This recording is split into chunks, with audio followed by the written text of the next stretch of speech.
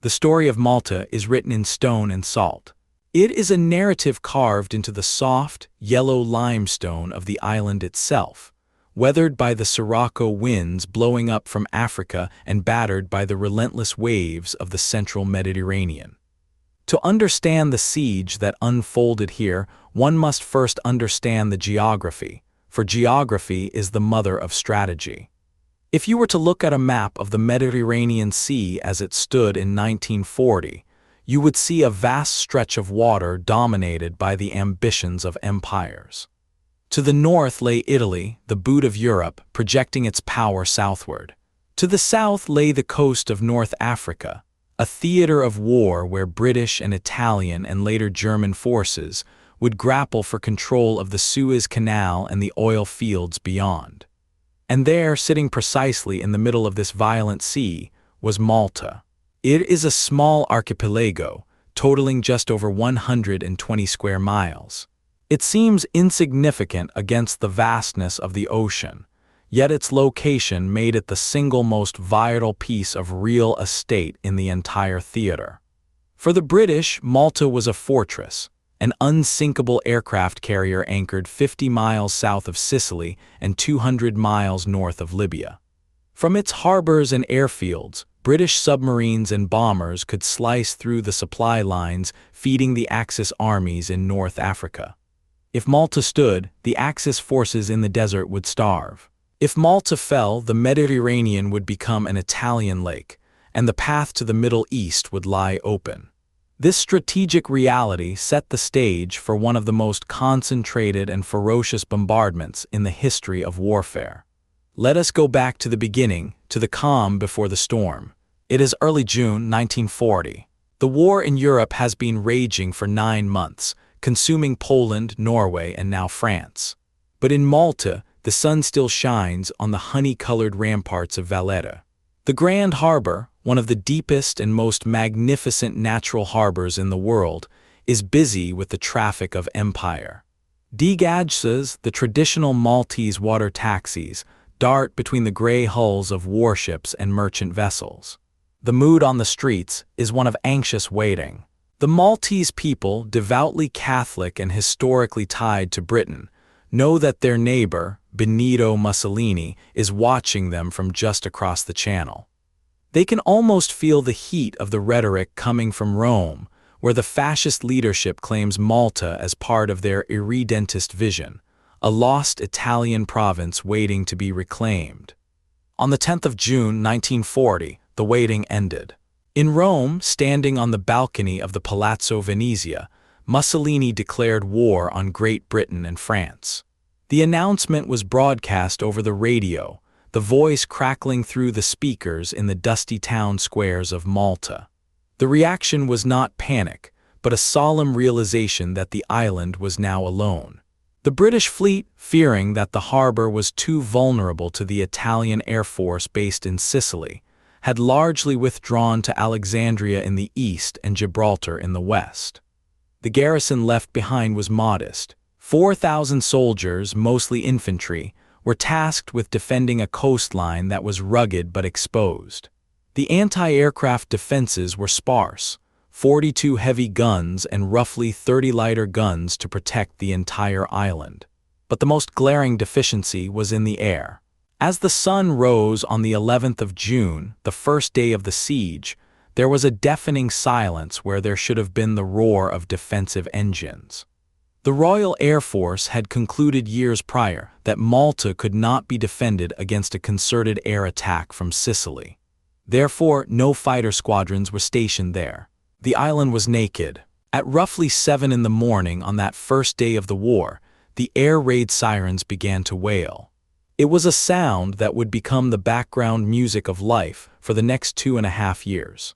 From the radar stations on the high cliffs, the reports came in, enemy aircraft approaching from the north. These were Savoia Marchetti bombers of the Regia Aeronautica, the Italian Royal Air Force. They flew high in the clear blue sky, glistening in the sunlight. Below them, the dockyard workers, the shopkeepers, and the families of Valletta looked up, shielding their eyes against the glare. The bombs began to fall. They whistled as they cut through the air, impacting the dense urban centers around the Grand Harbor. Clouds of white dust, the pulverized limestone of the buildings, erupted into the air, choking the narrow streets. The ancient fortifications, built by the Knights of St. John centuries earlier to withstand Ottoman cannonballs, were now being tested by high explosives. In that first raid, civilian casualties were inevitable. The shock was total. A population that had lived in peace for generations was suddenly thrust into the mechanic brutality of 20th century warfare. However, the Italians made a critical error in those early days. They bombed from high altitudes, wary of the anti-aircraft fire, and their accuracy suffered. They targeted the airfields at Hal Far and Lucca and the dockyards, but they failed to deliver a knockout blow. And amidst the dust and the chaos, a legend began to take flight. In the dockyards, hidden away in crates, British engineers and pilots had discovered parts for Gloucester Sea Gladiators. These were biplanes, aircraft that looked like they belonged to the previous war, with fabric-covered wings and fixed landing gear. They were slow, obsolete, and seemingly useless against the modern monoplanes of the Italian Air Force. But they were all Malta had. The mechanics worked feverishly to assemble them. They managed to put together 4 distinct aircraft, though only 3 would usually fly at any one time. The people of Malta, looking for hope in the skies, christened them with names that would echo through history: Faith, Hope, and Charity. For several weeks, these 3 biplanes were the entire air defense of Malta. The pilots who flew them were fueled by adrenaline and a grim determination. They developed tactics to compensate for their lack of speed. They would climb high above the island, struggling for altitude with their engines straining, and wait for the Italian raids. As the bombers approached, the Gladiators would dive, trading height for speed, their machine guns chattering. The Italian pilots, flying faster Mackay fighters and bombers, were often baffled by the agility of these old biplanes. The Gladiators could turn on a dime, maneuvering inside the turning radius of the modern fighters. While the physical damage inflicted by Faith, Hope, and Charity was limited, their psychological impact was immeasurable. When the sirens wailed and the people scurried into the rock-hewn shelters, they would whisper that the Gladiators were up. It meant they were not defenseless. It meant that the British had not abandoned them. It gave the island a pulse. As the summer of 1940 turned into autumn, the rhythm of the siege established itself. The Italians continued their raids, but they lacked the ferocity and the precision required to neutralize the island. Supplies still trickled in. Submarines operating from Malta began to harass the Axis shipping lines to North Africa.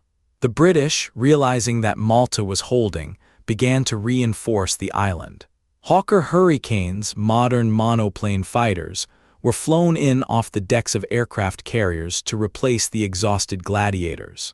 The air defense grew teeth. The anti-aircraft gunners, now veterans of hundreds of raids, became deadly accurate. They learned to create box barrages, filling a specific cube of sky with exploding flak, forcing the enemy bombers to fly through a wall of steel. But the strategic board was about to change. In Berlin, the German High Command watched the situation with growing frustration. They saw that the Italians were failing to subdue this small island, and they saw the consequences in North Africa, where the supply ships for their armies were being sunk by aircraft and submarines launching from Malta. Adolf Hitler decided that the issue had to be resolved.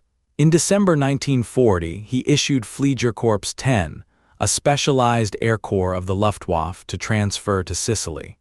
The arrival of the Luftwaffe in January 1941 marked the end of the Gentlemen's War and the beginning of the true inferno. The German pilots were veterans of the Spanish Civil War and the Battle of Britain. They flew superior machines, primarily the Messerschmitt 109 fighter and the Junkers 87 Stuka dive bomber. The Stuka was a weapon of terror. It was an angular, gull-winged aircraft designed for one purpose: to deliver a heavy bomb with pinpoint accuracy while screaming down from the sky at a near-vertical angle. The Germans attached wind-driven sirens to the landing gear struts, known as Jericho trumpets, specifically to terrify those on the ground. When a Stuka dove, the sound was a high-pitched, mechanical scream that paralyzed the nerves. The debut of the Luftwaffe over Malta occurred in mid-January, coinciding with the arrival of a crucial British convoy. The centerpiece of this convoy was the aircraft carrier HMS Illustrious, a massive vessel with an armored flight deck. The Illustrious had been escorting supply ships to the island when it was jumped by German Stukas near Sicily. Badly damaged, with fires raging below decks, the great carrier limped into Malta's Grand Harbor for emergency repairs. She berthed beneath the steep bastion walls of the three cities, across the water from Valletta. The Germans were determined to sink her. What followed was known as the Illustrious Blitz. For days, the sky over the Grand Harbor turned black with aircraft. The German tactics were ruthless. They did not bomb from high altitude like the Italians. The Stukas would circle high above, barely visible dots in the sun, and then roll over into their dives. They came down in waves, dropping 500 and 1,000-pound bombs aimed directly at the carrier and the dockyards surrounding it. The geography of the harbor turned the battle into a gladiatorial spectacle. The citizens of Valletta and the three cities could stand on the ramparts and watch the bombs fall mere hundreds of yards away. The noise was apocalyptic. The limestone walls magnified the explosions, creating shockwaves that shattered windows miles away. The harbor water churned with geysers of spray and mud. The anti-aircraft guns of the Illustrious, combined with the shore batteries of the Royal Malta Artillery, put up a curtain of fire so dense it seemed impossible for an aircraft to survive it. Tracers crisscrossed the sky like fiery cobwebs. Yet the Stukas kept coming. They hammered the dockyards, pulverizing the workshops and the surrounding housing. The civilian casualties in the three cities, Singlia, Vittoriosa, and Cospicua, were horrific. Entire families were buried under the rubble of their homes. The old stone buildings, centuries old, crumbled into dust. But the Illustrious survived. The dockyard workers, working under continuous bombardment, managed to patch the hull and repair the engines. Under the cover of darkness, the carrier slipped out of the harbor and made a dash for Alexandria, leaving the battered island behind.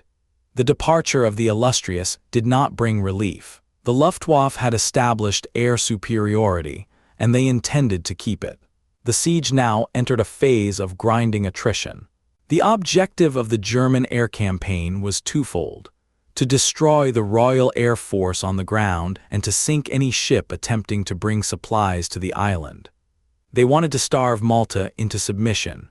Life for the soldiers and civilians on the island shrank into a subterranean existence. Malta is built on soft Globigerina limestone, which is easy to cut but hardens on exposure to air. This geological quirk became the island's salvation. Thousands of people moved underground. They excavated tunnels into the bastions, expanded ancient catacombs, and cut small bunks into the rock walls. These shelters were damp, cold, and crowded. They smelled of unwashed bodies, kerosene lamps, and fear. For the soldiers manning the coastal defenses and the anti-aircraft batteries, there was no such shelter during the raids. They lived in sandbagged emplacements, exposed to the elements and the shrapnel. The gunners of the Royal Malta Artillery developed a stoic, almost mechanical rhythm. Spotters would call out the bearing and elevation. The fuse setters would adjust the timing on the shells. The loaders would ram the heavy ammunition into the breeches. And then the concussion of the firing over and over again, until their ears rang and their noses bled from the pressure waves. A unique camaraderie developed between the Maltese civilians and the British defenders. Initially, there had been cultural friction, but the shared hardship of the bombardment forged a bond of iron. The British soldiers saw the resilience of the Maltese women, who would emerge from the rubble to sweep the dust from their doorsteps, maintaining a semblance of dignity amidst the ruin. The Maltese saw the young British pilots and gunners dying to protect their homes. By the middle of 1941, the situation of supplies began to tighten. Malta relied on imports for almost everything: food, fuel, ammunition. The convoys that tried to reach the island had to run a gauntlet of death. From the west, they had to pass through the bottleneck near Sardinia and Sicily. From the east, they had to navigate the waters off Crete and Libya. Both routes were patrolled by Axis submarines, E-boats, and aircraft. The arrival of a convoy was a moment of supreme tension. The people would gather on the Baraka Gardens overlooking the sea, scanning the horizon for the gray shapes of merchant ships. Often they would see smoke on the horizon, the telltale sign of a tanker burning. When a ship did make it into the Grand Harbor, tattered and scarred, the cheering was subdued by the knowledge of how many had been lost. The shortage of aviation fuel was particularly critical. The Hurricanes and the few Spitfires that had begun to arrive were thirsty beasts. Without fuel, they were just expensive metal sculptures sitting on the tarmac, easy targets for the strafing Messerschmitts. The logistics officers had to calculate fuel consumption down to the gallon. Pilots were ordered to taxi efficiently, to take off quickly, and to land the moment their patrol was done. Every drop of petrol was paid for in blood. As 1941 drew to a close, the war in North Africa swung back and forth like a pendulum. When the British advanced in the desert, they captured airfields that allowed them to provide air cover for convoys to Malta. When the Germans, now led by Erwin Rommel, the Desert Fox, pushed the British back toward Egypt, Malta was left isolated once again. The winter of 1941 into 1942 brought a renewed intensity to the siege. The Germans realized that as long as Malta remained operational, Rommel's supply lines were vulnerable. They decided to neutralize the island once and for all. They transferred an entire air fleet, Fliegerkorps II, from the Russian front to Sicily. This force was commanded by Field Marshal Albert Kesselring, a commander who believed in overwhelming force. The skies over Malta darkened. In previous months, there had been days with 5 or 6 air raids. Now there were days with 10, 12, or 15. The sirens seemed to never stop wailing. The distinction between day and night blurred as the bombers came around the clock. The tonnage of bombs dropped on Malta during this period exceeded the tonnage dropped on London during the height of the Blitz. The topography of the island began to change. Landmarks that had stood for 400 years were erased. The Royal Opera House in Valletta, a symbol of culture and civilization, was reduced to a shell of jagged columns. The narrow streets became valleys of rubble. The dust was omnipresent. It coated the food, it clogged the engines. It settled in the lungs of every man, woman, and child. It was the taste of the siege, dry, chalky, and inescapable. The defenders were pushed to the breaking point. The pilots of the Royal Air Force were outnumbered 10-1. A fresh squadron of Spitfires would arrive, and within a week, only 2 or 3 would be airworthy. The pilots slept in their flight gear, sitting in chairs in the dispersal huts, waiting for the scramble bell. They flew sortie after sortie, battling exhaustion and the constant psychological strain of knowing that every time they took off, the odds were stacked heavily against them. One of the most harrowing aspects of the air war was the battle for the airfields themselves. Takali Luka, and how far were the lungs of the island? The Germans bombed them relentlessly, cratering the runways to prevent the British fighters from taking off. The moment the bombers departed, the unthinkable would happen. Soldiers from the infantry regiments, along with Maltese laborers, would rush onto the runways with shovels, pickaxes, and steamrollers. They filled the craters, smoothed the earth, and packed it down, often while the next wave of enemy aircraft was already visible on the radar. It was a race against time, a desperate effort to keep the concrete strips open for the few remaining fighters. Hunger began to stalk the island. The rations were cut, then cut again. The victory kitchens were established, communal feeding centers where civilians could get a ladle of watery soup or a piece of bread. The bread was dark and heavy, extended with potato or maize. Canned corned beef, known as bully beef, became a luxury. The soldiers, tasked with heavy labor and fighting, grew gaunt. Their uniforms hung loosely on their frames. Diseases associated with malnutrition, such as scabies and typhoid, began to appear in the crowded shelters. Yet despite the starvation and the bombardment, the morale did not collapse. It transformed into a hard, cold resolve. The Maltese developed a fatalistic humor. They named the bomb craters. They made jewelry out of the plexiglass from crashed enemy planes. They turned the debris of war into part of their daily existence. April 1942 would go down in history as the cruelest month. Kesselring launched a supreme effort to smash the island's defenses ahead of a planned amphibious invasion, code-named Operation Hercules. The Germans intended to drop paratroopers on the high ground and land gliders on the plains, repeating the success they had achieved on the island of Crete the previous year. To prepare for this, they had to annihilate the anti-aircraft guns and the fighter squadrons. During this month, the tonnage of bombs dropped on Malta was twice that dropped on London in the worst month of the Blitz. The Grand Harbor was practically unusable. Ships that had been sunk in the harbor lay with their superstructures protruding from the water, creating a graveyard of steel. The submarine base at Manole Island was hammered until the submarine pens looked like the surface of the moon. The British submarines were forced to submerge during the day while docked, just to survive the air raids, surfacing only at night to recharge their batteries. It was in this dark hour that the sheer tenacity of the defense became legendary.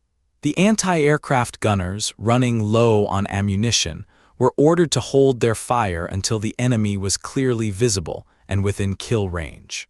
They played a deadly game of chicken with the Stukas. As a dive bomber plummeted toward a gun emplacement, the gun crew would crank their weapon, staring straight up into the death diving toward them, waiting for the precise second to fire. It required nerves not just of steel, but of ice. There is a story from this time of a gun crew at Teen Point. They had been in action for 48 hours straight. Their hands were blistered, their eyes red-rimmed from lack of sleep. A raid came in, heavy bombers targeting the harbor entrance. One of the gunners, a young Maltese man, was knocked down by the blast of a nearby bomb. He stood up, wiped the blood from his ear, picked up a shell and loaded the breech. He didn't speak. He didn't look at his sergeant. He just loaded. It was this mechanical refusal to stop that baffled the German command. By all calculations, Malta should have been neutralized. The tonnage of explosives delivered should have broken the will of the defenders. But the guns kept firing. In the air, the situation was desperate. The Spitfire Mark V, the variant used by the defenders, was a capable machine, but it struggled against the new German Messerschmitt 109F models at high altitudes. The British pilots were fighting for their lives from the moment their wheels left the ground. They developed the tactic of the head-on attack. If a German fighter tried to engage them, the Spitfire pilot would turn directly toward the enemy, firing all cannons. It was a suicidal game of nerves, who would flinch first. Often the collisions were missed by mere feet. The culmination of this aerial attrition came on the 20th of April, 1942. The Americans, now in the war, had lent their aircraft carrier, the USS Wasp, to the British to ferry Spitfires to Malta. The Wasp launched 47 Spitfires toward the island. The pilots landed, exhilarated to be on firm ground. But the German radar in Sicily had tracked the incoming flight.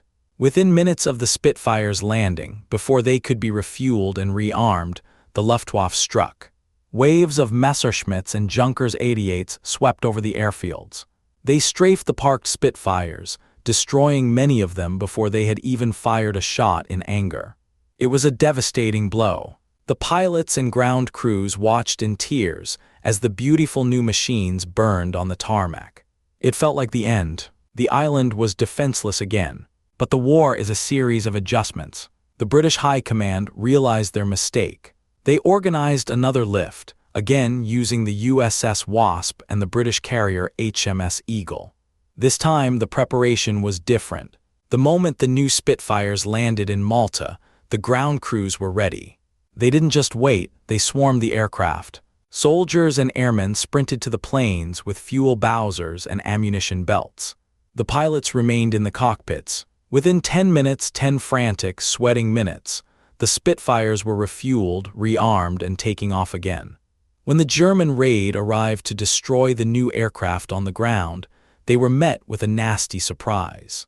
They found the sky full of Spitfires, diving out of the sun, cannons blazing. The ambush was turned on the ambushers. That day marked a subtle shift. The Luftwaffe took heavy losses. For the first time in months, the hunters became the hunted. The air battle had shifted, but the battle for survival had only just begun. While the Spitfires now contested the skies with a ferocity that stunned the Luftwaffe, a more insidious enemy was tightening its grip on the island: starvation. By the summer of 1942, Malta was not just a fortress under siege. It was a prison where the inmates were slowly fading away. The victory of the Spitfires in the spring had bought the island time, but time is a resource that consumes energy, and Malta had no energy left. The island produces very little of its own food. Its fields are small, rocky patches of earth suitable for potatoes and onions, but insufficient to feed a population of nearly 300,000 civilians and soldiers. The granaries, deep pits carved into the rock by the Knights of St. John, were sweeping their floors. The fuel tanks were echoing. The ammunition magazines were dangerously light. In recognition of the island's extraordinary heroism, King George VI awarded the George Cross to the island fortress of Malta. The first time a decoration usually reserved for individuals was bestowed upon an entire population. The image of the medal was painted on the fuselage of the Spitfires, and the citation was read in the town squares. It was a moment of immense pride. Tears were shed by hardened men who had watched their homes turn to dust. But as the local saying went, you cannot eat a medal. The citation did not fill the bellies of the children who were now spending their days scavenging for scraps of wood to boil water. The British government knew that the situation was critical. They calculated the target date, the date on which Malta would run out of supplies completely and be forced to surrender. That date was estimated to be in early September. If a convoy did not break through before then, the Union Jack would be lowered over Valletta, not because the soldiers had been defeated in battle, but because they could no longer lift their rifles. In June 1942, a massive effort was made to relieve the island. It was a dual operation. Operation Harpoon was launched from Gibraltar in the west, and Operation Vigorous from Alexandria in the east. It was a pincer movement designed to split the Axis forces. It was a disaster. The eastern convoy, Operation Vigorous, ran into the full might of the Italian fleet and waves of German bombers. After days of harrowing attacks and futile maneuvering, it was forced to turn back to Egypt. Not a single ship from the east reached Malta. The western convoy, Operation Harpoon, fared little better. Of the 6 merchant ships that set sail, only 2 limped into the Grand Harbor. When the survivors arrived, the scene was heartbreaking. The Maltese people who had gathered on the bastions cheering, expecting a fleet, saw only 2 battered vessels. The supplies they brought were enough for only a few weeks. The realization hit the island like a physical blow. The siege was not lifting, it was tightening. The target date remained fixed on the calendar, a grim deadline approaching with the inevitability of the setting sun. July passed in a haze of heat and hunger. The summer in Malta is fierce. The sun beats down on the white stone, turning the island into an oven. Water was rationed. There was no fuel for pumps, so water had to be drawn from deep wells by hand. The soldiers stood guard in the scorching heat, lightheaded from lack of calories. They were surviving on less than 1,500 calories a day, a starvation diet for men expected to fight. It was against this backdrop of desperation that the British Admiralty decided to gamble everything on one final, massive throw of the dice. It was codenamed Operation Pedestal. It would become known in history as the Santa Maria Convoy. The logic was simple: send so many ships protected by so many warships that the enemy could not possibly sink them all. They assembled the most powerful naval escort of the entire war. There were 14 merchant ships, fast modern vessels chosen for their speed and cargo capacity. To protect them, the Royal Navy gathered 2 battleships, HMS Nelson and HMS Rodney, massive floating fortresses with 16-inch guns. There were 3 aircraft carriers, the Eagle, the Victorious, and the Indomitable. There were 7 cruisers and 32 destroyers. It was an armada that covered miles of ocean. But the most important ship in the convoy was not a battleship or a carrier. It was a tanker, the SS Ohio. She was an American-built tanker, crewed by British sailors, and she was carrying the lifeblood of the island, 11,000 tons of kerosene and diesel fuel. Without the Ohio, the other ships didn't matter. If the food arrived but the fuel did not, the Spitfires would be grounded, the bakeries would stop, and the water pumps would fail. The Ohio was the linchpin of the entire operation. The Axis commanders knew this as well as the British. The convoy passed through the Straits of Gibraltar on the 10th of August, 1942. The moment they entered the Mediterranean, they were spotted. The German and Italian intelligence services had been tracking the assembly of the fleet for weeks. Waiting for them was a gauntlet of terrors. 21 submarines, hundreds of motor torpedo boats, and nearly 800 aircraft stationed in Sardinia and Sicily. The attacks began almost immediately. On the afternoon of August 11th, a German U-boat slipped through the destroyer screen. It fired a spread of torpedoes. 4 of them hit the aircraft carrier HMS Eagle. The great ship, a veteran of the Mediterranean War, shuddered and listed heavily. Within 8 minutes she was gone, slipping beneath the waves and taking hundreds of men and a significant portion of the convoy's air cover with her. It was a devastating start. As the convoy pushed deeper into the Mediterranean, the intensity of the attacks defied description. It was a 3-dimensional nightmare. From below, torpedoes streaked through the water. From the surface, Italian E-boats darted in at night, their engines muffled, launching torpedoes at point-blank range. From above, the sky was filled with Stukas and Ju-88s.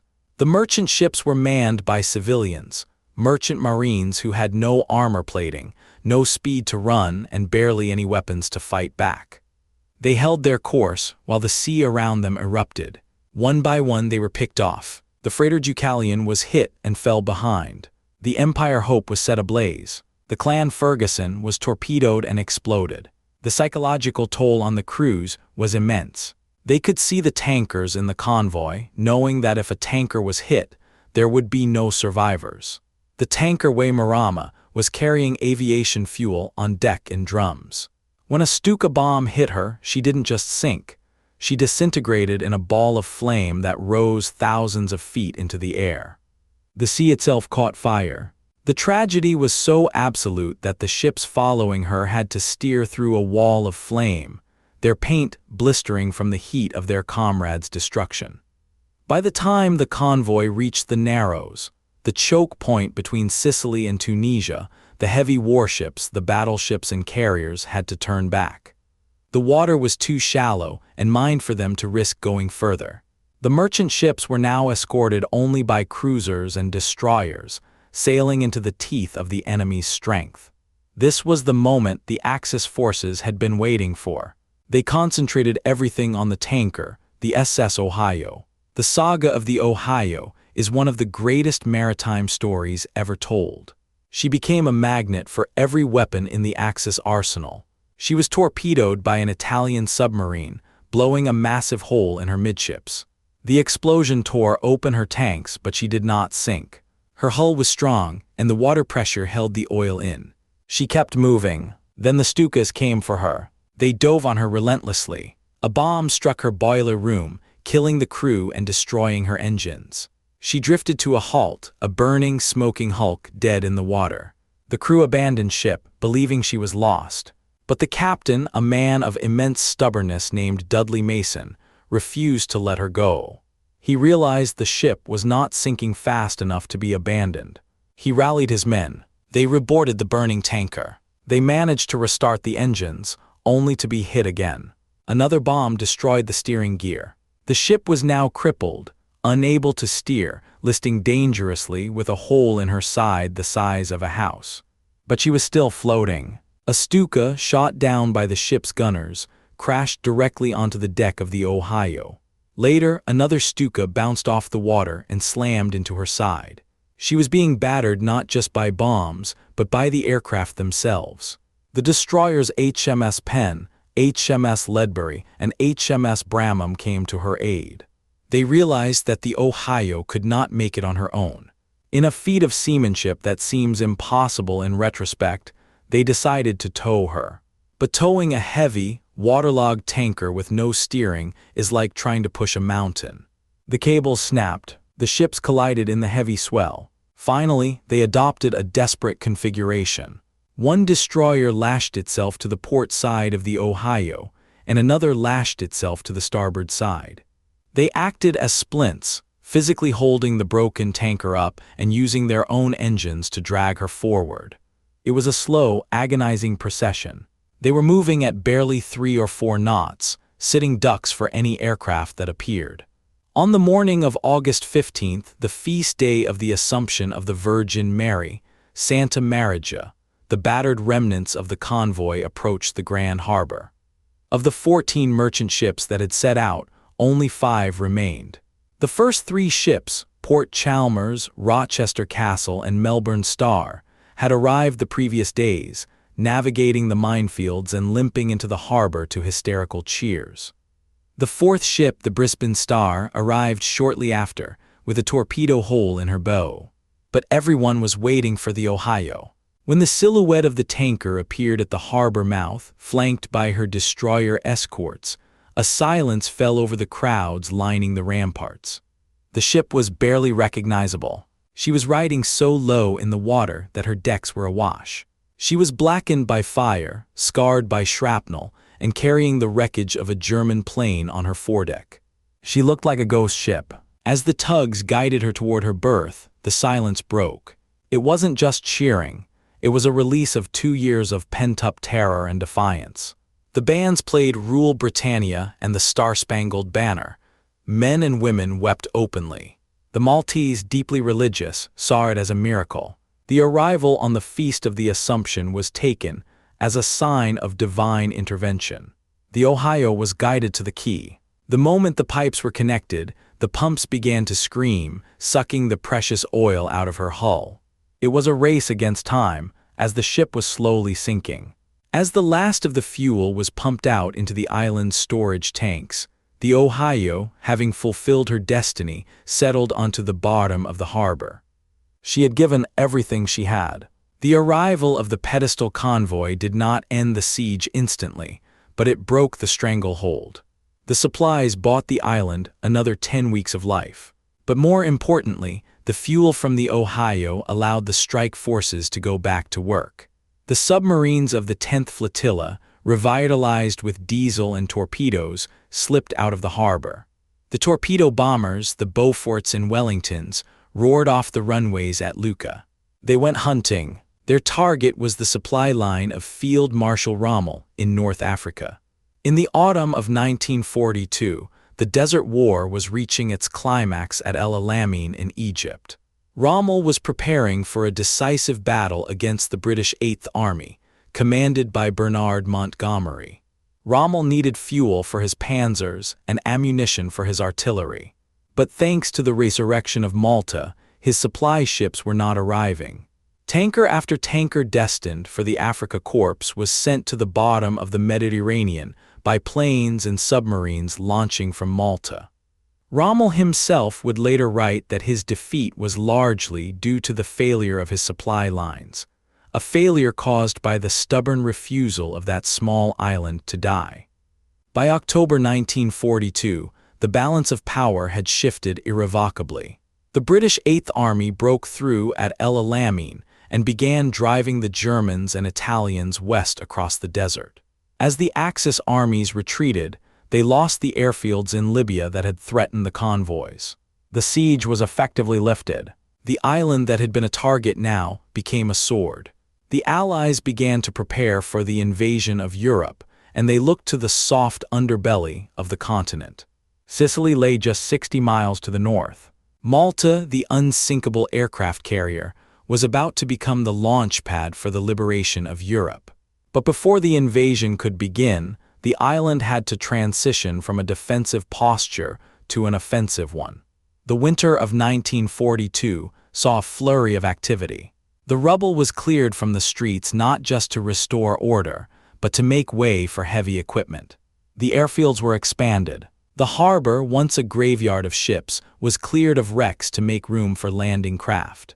The soldiers who had spent 2 years cowering in foxholes under the Stuka bombardment now found themselves training for assault. The mindset shifted. The air was no longer filled with the sound of incoming sirens, but with the roar of hundreds of Allied aircraft staging through the island. General Dwight D. Eisenhower, the supreme Allied commander, moved his headquarters to Malta to oversee the invasion of Sicily. He set up his command post in the Lascaris war rooms, a network of tunnels deep inside the bastions of Valletta, the very tunnels where the Maltese people had huddled during the Blitz. The irony was profound. The rock that had protected them was now the nerve center for the attack that would end the threat forever. Operation Husky, the invasion of Sicily, was scheduled for July 1943. As the date approached, the skies over Malta presented a sight that the old defenders could scarcely believe. It was not 3 biplanes named Faith, Hope, and Charity struggling for altitude. It was a sky darkened by thousands of Allied planes, Spitfires, Mustangs, flying fortresses. They flew north, wave after wave, their engines vibrating the limestone bedrock. On the night of the invasion, the people of Malta climbed onto their roofs. They looked north toward Sicily. In the distance, they could see the flashes of light on the horizon, the naval bombardment and the aerial pounding of the Axis defenses. For 3 years, they had watched death come south from Sicily. Now they watched vengeance go north. The invasion was a success. Within weeks, Sicily fell. The Italian airfields that had tormented Malta for so long were captured. The Regia Aeronautica and the Luftwaffe were driven from the skies of the central Mediterranean. The siege was officially over. The lights in Valletta, which had been blacked out for over 1,000 nights, flickered back on. It was a tentative illumination at first, but it signaled the end of the long darkness. However, the cost of the victory was etched into every face and every street corner.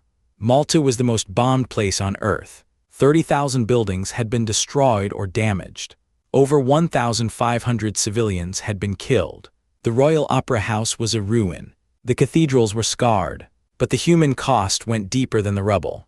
The generation that survived the siege carried the sound of the falling bombs in their dreams for the rest of their lives. They carried the memory of the hunger, the taste of the moldy bread, and the smell of the dust. Yet amidst the trauma, there was a profound sense of identity. The siege had forged the modern Maltese nation. Before the war, there had been divisions, political, social, and class-based. The bombs had erased them. In the shelters, the wealthy merchant and the dockyard laborer sat side by side. They shared the same darkness and the same fear. They emerged as a people united by a singular, defiance-filled survival. As 1943 turned to 1944, the war moved north, into the Italian mainland and toward France. Malta became a backwater in the conflict, a rear supply base rather than the front line. The soldiers who had defended it were redeployed to other fronts. The Spitfires flew away to new airfields in Italy. But the island remained. The scars on the limestone began to weather, turning from the stark white of fresh fractures to the honey gold of aged stone. The people began to rebuild. They took the stones of their fallen houses and built new ones.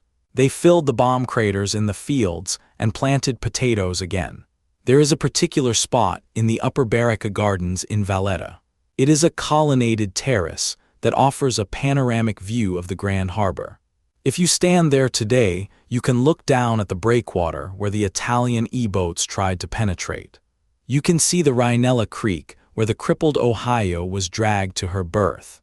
You can see the 3 cities, Singlia, Vittoriosa, Cospicua, rising like golden phoenixes from the water. It is peaceful now. The giant cruise ships dock where the battleships once lay. The tourists take photos where the anti-aircraft gunners once stood. But if you listen closely to the wind coming off the water, you can almost hear the echo of the past. You can hear the wail of the siren, the thrum of the Gladiator engine, and the defiant shout of a gun crew refusing to leave their post. The story of the Siege of Malta is not just a story of war. It is a story of the human capacity to endure. It is a testament to the fact that strategic geography can dictate destiny, but it is the spirit of the people that determines the outcome. The island in the Crossfire did not just survive. It broke the back of the enemy's ambition in the Mediterranean. It proved that a rock, if held by free men and women, is harder than steel. The silence that followed the end of the siege was, for many, harder to bear than the noise. The human ear adapts to the rhythm of danger, the wail of the siren, the crump of the anti-aircraft guns, the drone of engines.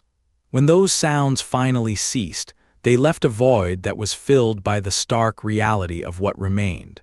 As the war front moved north into Italy and then into the heart of Germany, Malta was left to count its dead and sweep up the dust of its history. The immediate aftermath of the war was a period of peculiar stillness and immense labor. The Grand Harbor, once the jewel of the Mediterranean, was a graveyard of twisted metal. The waters were choked with the carcasses of sunken ships. Masts, funnels, and broken hulls broke the surface of the water like the skeletal remains of prehistoric beasts. The work of clearing this wreckage was dangerous and exhausting, a task that fell to the Royal Navy salvage teams and the Maltese dockyard workers. Among the wrecks lay the hero of the siege, the tanker SS Ohio. She had been the savior of the island, her arrival in August 1942 marking the turning point of the struggle. But the war had broken her. After discharging her precious cargo of oil, she had been too damaged to repair. Her back was broken, her hull shattered. She lay languishing in the Rhinella Creek for the remainder of the war, used as a storage hulk, a rusting monument to the ferocity of Operation Pedestal. In September 1946, her final chapter was written. She was not destined for the scrapyard. That would have been an indignity for such a vessel. Instead, she was towed out to deep water, 10 miles off the coast of Malta. It was a solemn procession. There were no cheering crowds this time, only the quiet respect of the sailors who knew what she had endured. A destroyer fired onto her broken hull. The Ohio, the ship that refused to sink when the entire Luftwaffe was arrayed against her, finally slipped beneath the waves on her own terms, finding a resting place in the deep silence of the Mediterranean she had conquered. On land, the cleanup was equally arduous. The Royal Opera House at the entrance to Valletta remained a jagged ruin, a constant reminder of the cultural cost of the conflict. For decades, the debate would rage on whether to rebuild it or leave it as a memorial. The stones lay where they had fallen, bleached by the sun. It was not until the 21st century that the site was finally reimagined, an open-air theater rising from the old columns, a fusion of the past's scars and the present's endurance. There was also the matter of the legendary biplanes. Of the three gladiators, Faith, Hope, and Charity, only one survived the war intact. The fuselage of Faith was discovered in a quarry, stripped of its wings, forgotten in the rush of the war's later years. It was recovered, restored, and placed in the National War Museum in Fort St. Elmo. Today it sits there, a small, fragile-looking collection of wood and fabric. To the modern eye, it seems impossible that such a machine could have stood against the might of a modern air force. Yet, seeing it in the quiet of the museum hall, one can sense the ghost of the pilot in the cockpit, the smell of high-octane fuel, and the desperate courage of those early days of June 1940. But the legacy of the siege was not just in metal and stone. It was in the demographics of the island. The peace brought with it a different kind of hardship. The British military spending, which had propped up the economy during the war, began to dwindle. The dockyards, though busy with repairs, could not employ everyone.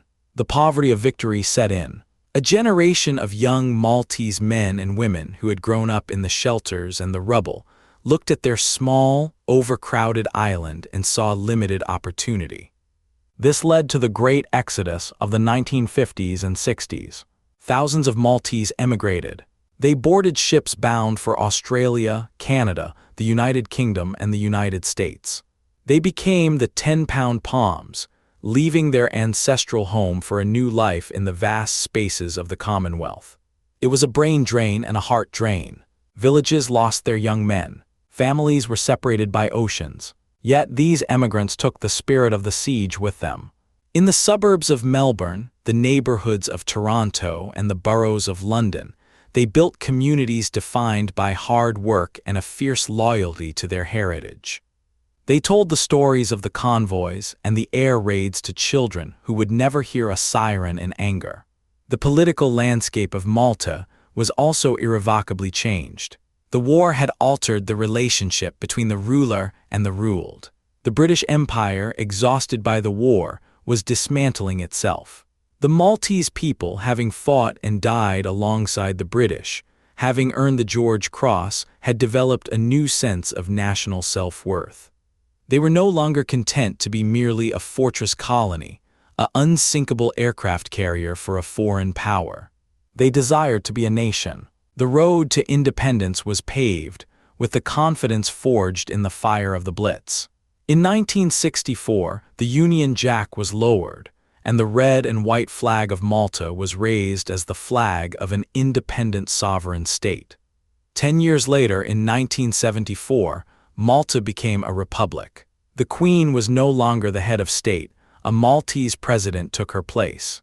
The final act of the military connection came on the 31st of March, 1979. It is a day celebrated in Malta as Freedom Day.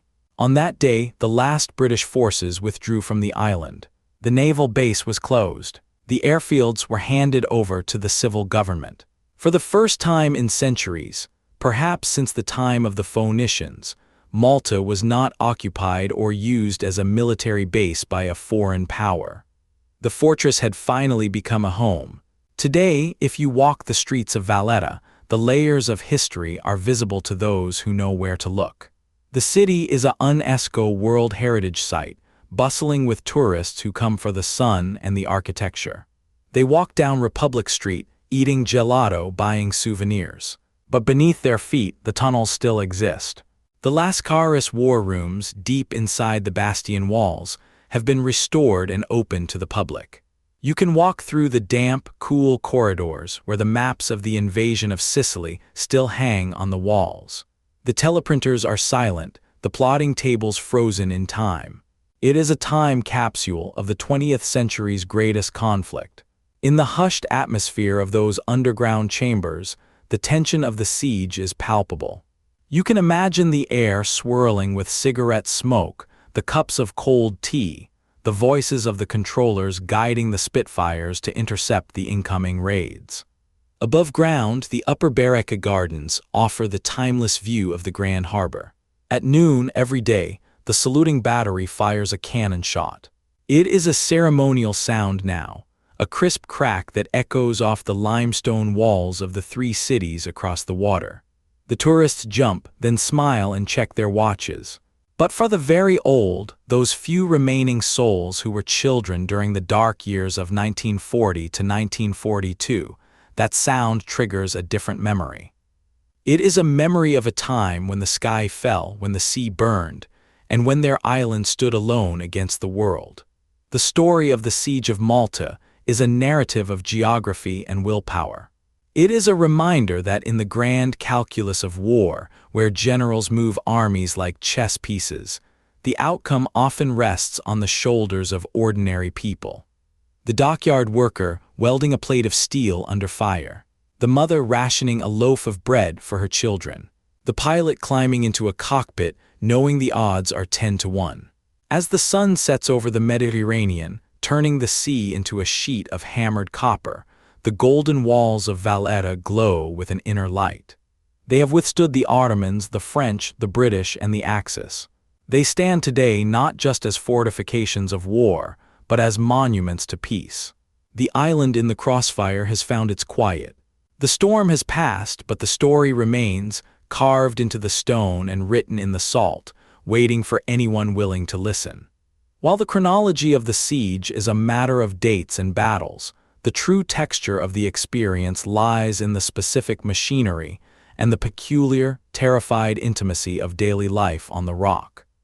To fully understand the weight of those years, one must look away from the horizon and down into the dusty streets and the cramped cockpits where the war was fought inch by inch. One of the most harrowing aspects of the siege, often overshadowed by the aerial dogfights, was the silent war fought by the Royal Engineers against the unexploded bombs, or UXP. The German Luftwaffe did not just drop impact bombs, they dropped delayed action fuses, designed specifically to disrupt the recovery efforts and terrorize the population. A bomb might fall at 10 in the morning, burrow into the soft limestone of a street in Valletta, and lie there ticking for hours or even days. For the bomb disposal squads, the war was a solitary, surgical operation. The limestone of Malta presented a unique challenge. Unlike the clay of London, which shifted and sucked the bombs down, the rock of Malta often deflected them or trapped them in shallow, unstable rubble. The officers of the disposal squads had to work in the blinding sun, often surrounded by the very people whose homes were threatened. They would listen to the bomb with stethoscopes, trying to determine if the clockwork fuse was still running. There is a recorded instance of a 2,000-pound German bomb nicknamed a Satan that fell near the Mosta Dome, one of the largest unsupported church domes in the world. The church was packed with 300 parishioners attending evening mass. The bomb pierced the dome, skidded across the floor, and failed to detonate. The silence that followed the crash of the masonry was absolute. The bomb disposal team that arrived had to defuse the weapon while the congregation prayed outside. The removal of the fuse, a delicate mechanism of springs and acid vials, was performed with sweat stinging the eyes, knowing that a single slip would vaporize the church and everyone in it. To this day, a replica of the bomb sits in the sacristy, a reminder of the deliverance. If the ground war was defined by the patience of the bomb disposal teams, the air war was defined by the eccentric brilliance of the reconnaissance pilots. The most famous of these was Wing Commander Adrian Warburton. In a theater of war that demanded strict discipline, Warburton was a ghost. He flew a Mart in Maryland, a twin-engine American light bomber converted for reconnaissance. His job was to fly to Taranto, Naples, and Tripoli to photograph the Italian fleet and the German supply convoys. Warburton became a legend not because of his rank, but because of his unorthodox methods. While other pilots flew high to avoid flak, Warburton flew so low he would often return with telephone wires wrapped around his tail wheel. He once flew into the harbor of Taranto at mast height, weaving between the battleships to get clear photos of the damage his colleagues had inflicted. He flew in a crisp uniform and suede shoes, often taking off with a cigarette dangling from his lips. The intelligence Warburton provided was the lifeblood of the strike forces. Before the submarines could sink a convoy, they had to know where it was. Warburton gave them the eyes. He would land his battered aircraft at Lucca, the cameras would be stripped, the film developed, and within the hour, a submarine commander would be plotting an intercept course. Warburton eventually disappeared in 1944, flying a mission over Europe, but his spirit, the Malta dog spirit, remained the archetype of the siege pilot, unconventional, fearless, and utterly exhausted. The third pillar of this hidden war was the magic carpet service. When the surface convoys could not get through, the Royal Navy turned to its submarines to run supplies. This was a desperate measure. A submarine is designed to carry torpedoes and men, not cargo. But the need for aviation fuel and ammunition was so critical that the submarines of the 1st and 10th flotillas were stripped of their torpedoes. The crews of submarines like the HMS Rorqual, HMS Parthian, and HMS Clyde loaded their vessels with crates of food, medical supplies, and drums of kerosene. They filled every available space. The smell inside these submarines was a nauseating cocktail of diesel fumes, unwashed bodies, rotting vegetables, and leaking aviation fuel. They had to navigate the minefields around Malta submerged, often running silently for 18 hours at a stretch. The journey was a claustrophobic nightmare. If they were depth-charged, the concussion would shake the cargo loose, turning the heavy crates into lethal projectiles inside the hull. When they arrived in the Grand Harbor, usually under the cover of darkness, they would surface next to the blackened wharves. The unloading had to be done in total silence to avoid attracting the night bombers. The submarine crews, pale and gasping for fresh air, would hand up boxes of powdered milk and bullets to the waiting soldiers. These runs did not bring enough to end the siege, but they brought enough to keep the guns firing for one more week. They bought time, the most precious currency of the war. The medical reality of the siege also deserves its own testament. The main hospital, St. Luke's, was a prominent building on a hill, frequently targeted by raids. As a result, the medical services went underground. In the labyrinth of tunnels beneath the Knights' Hall in Valletta, an entire hospital was constructed. The rock walls were painted white to reflect the dim light of the kerosene lamps. The operating theaters were damp caves where surgeons worked on the wounded, while dust shook from the ceiling with every bomb blast outside. The shortage of anesthetics and antiseptics meant that the doctors had to improvise. They used primitive methods to sterilize instruments. The nurses, often Maltese volunteers or nuns, worked 20-hour shifts, tending to burns, shrapnel wounds, and the insidious effects of malnutrition. The Malta dog, a severe intestinal infection caused by bad water and poor sanitation, laid low as many soldiers as the enemy fire. Yet the hospital in the rock never closed. It was a place of shadows and whispers, where the line between the living and the dead was often as thin as the flickering flame of a lantern. Even the animal life of the island became part of the lore. As the food situation became critical, the island's livestock dwindled. Goats, the primary source of milk, were slaughtered for meat. Horses and donkeys, vital for transport in a fuel-starved environment, were worked until they dropped, and then they too entered the food chain. But there is a fondness in the accounts for the stray dogs and cats of the gun batteries. They became mascots, early warning systems that could hear the drone of the bombers before the radar picked them up. The soldiers would share their meager rations of bully beef with a mongrel dog, finding a shred of normalcy and affection in the companionship of an animal amidst the mechanical slaughter.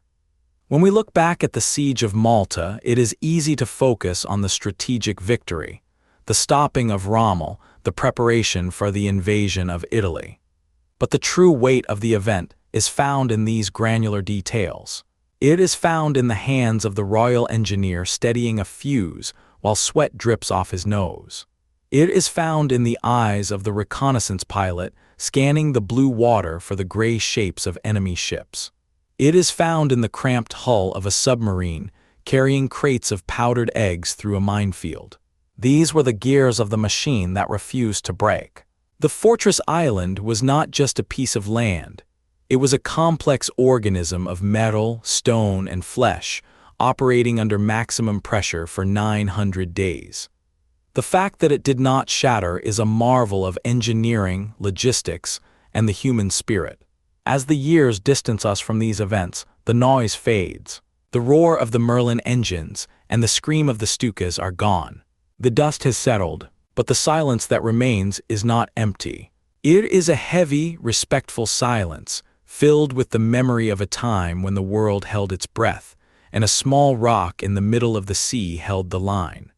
Now it is the moment when the courage of the island was recognized not just by the British Empire, but by the United States, cementing the bond between the Allies. On the 8th of December, 1943, a gray U.S. Navy Douglas C-54 Skymaster touched down on the battered tarmac of Lucca Airfield.